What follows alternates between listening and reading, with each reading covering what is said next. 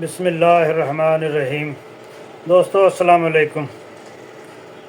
خان صاحب اور جمائمہ کے بیٹوں نے 13 مئی کو ماریو کے ساتھ ایک انٹرویو کیا، اور یہ انٹرویو جو ہے یہ ملینز لوگوں تک پہنچ گیا، اور اس انٹرویو کی عالمی سطح پر مقبولیت اور خان صاحب کی شخصیت کو ایک بار پھر عالمی ہمدردی اور مرکز نگاہ جو ہے وہ بنا دیا۔ اور اب ہم اس کے اثرات اور ستاروں کی روشنی میں نتائج کا جائزہ جو ہے وہ لے لیتے ہیں۔ جن لوگوں نے میرا چینل سبسکرائب نہیں کیا وہ میرا چینل سبسکرائب کر لیں، تاکہ ان کو آسٹرو پولیٹیکل سچویشن جو ہے وہ اس پہ ویڈیوز جو ہے ملتی رہیں۔ اب ستاروں کی پوزیشن اگر دیکھیں تو خان صاحب کے ذائچے کے مطابق قمر اور برج قوس جو ہے، قمر جو ہے وہ برج قوس میں داخل ہو چکا ہے، جو عوامی رابطے جذباتی اپیل کا ستارہ ہے۔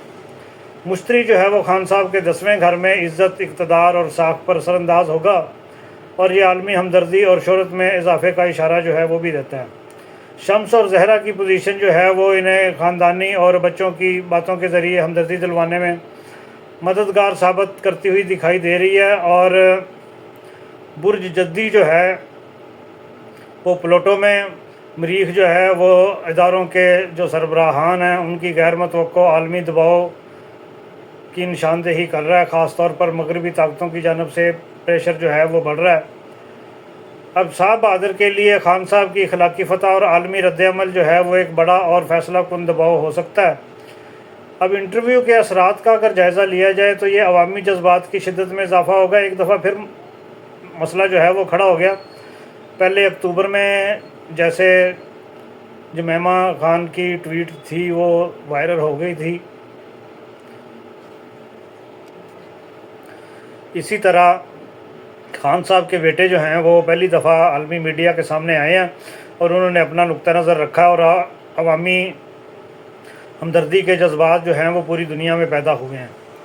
ان کی باتوں سے دل کو چھو لینے والی اپیل جو ہے وہ پیدا ہوئی ہے۔ خاص طور پر نوجوان اور غیر سیاسی طبقہ جو ہے وہ بھی اس کی لپیٹ میں آیا۔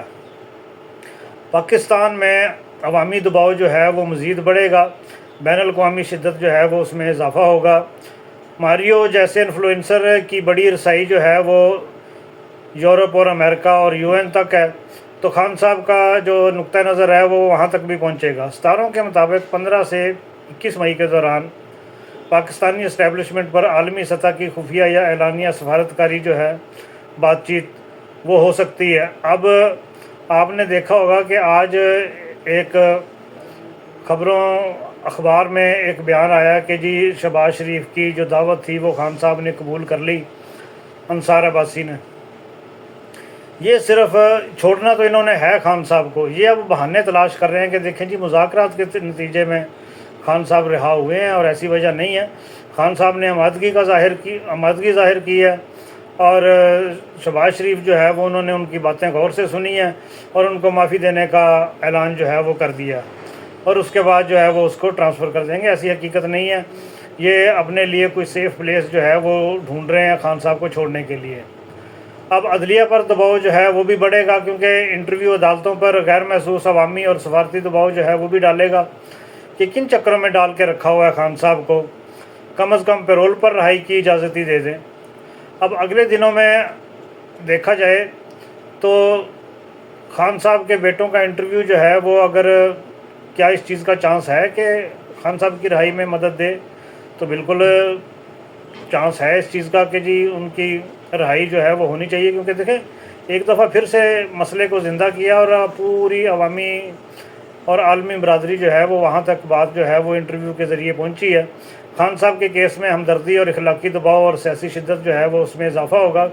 اگر عالمی سطح پر مزید آوازیں اٹھتی ہیں جیسا کہ اب ہوتا ہوا ممکن نظر آ رہا ہے، تو خان صاحب کی رہائی یا کم از کم پیرول پر رہائی جو ہے وہ ہوتی ہوئی دکھائی دے رہی ہے۔